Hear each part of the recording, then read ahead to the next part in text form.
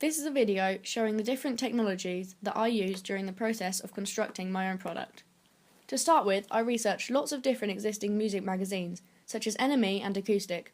To do so, I simply used Google as my search engine, and I copy and pasted some images of NME front covers into Word.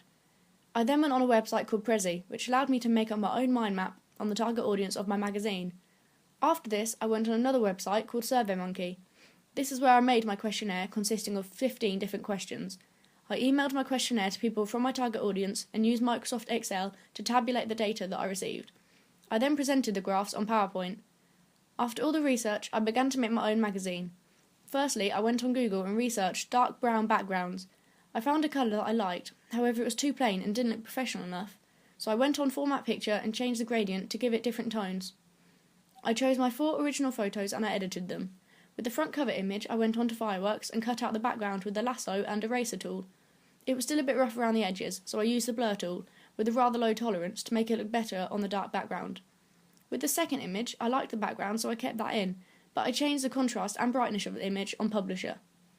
I then went on Google and researched ripped paper to use as my banner.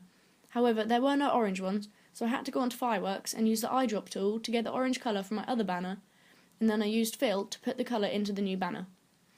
After I did this, I searched a font on Google, and I found different fonts I wanted to use in my work. I had to print screen my chosen font and text into a Publisher document and crop it down.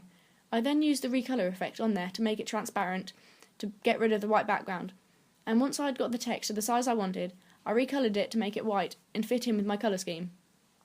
During the research and the making of my magazine, I had been uploading each stage onto my blog on Blogspot. On here I can see how many people have viewed my blog, and if I ever wanted to change any of my uploaded files, I could simply go onto the list and view the file. For one of my evaluation questions, I used Jing, so I could demonstrate what I had done visually combined with the voiceover using screen capturing software. To show the technology process throughout all of my work, I took screenshots of slides off of a PowerPoint file and saved them as photos, which I then put into Windows Movie Maker to make a movie showing the technology that I had used.